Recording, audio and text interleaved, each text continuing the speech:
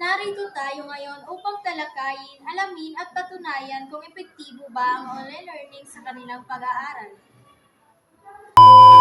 Magandang umaga. Ito ang unang tanong. Ano ang mga naging karanasan mo sa paggamit ng online learning?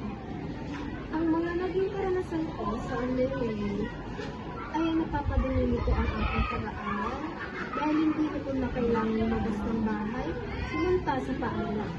Mas ginaganaan akong mag-aral sa pamamagitan ng online learning. Dumako naman tayo sa pangalawang tanong.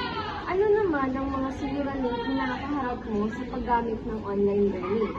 Ito ay ang mga resibo, pang-load at reliable ba ang source na aking nakita o makaya.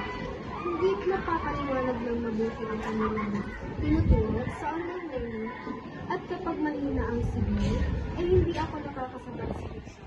At hindi ko maintindihan dahil putol-putol ang sagap ng aking mobile phone. Bilang estudyante, ano ang maaari mong ibigay na mungkahi o hakbang na pwedeng gawin upang mapabuti ang mga karanasan at resulta ng online learning sa mag-aaral na senior high school? Bilang estudyante at base sa aking karanasan sa online learning, kailangan huwag tayo masyadong umasa sa mga application na napapadali ang ating ginagawa, lalo na kung mayroong activity, kailangan nating maging independent at magtiwala sa ating sariling kakayahan. Maraming salamat sa iyong pakikipartisipar sa amin ngayong araw at pagbibigay ng impormasyon tungkol sa mga epekto ng online learning sa mga mag-aaral.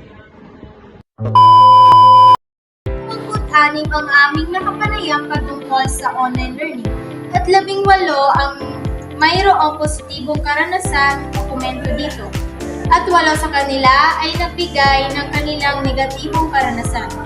Naway may alam at pakialam ang mga nakikinig sa atin ngayong araw.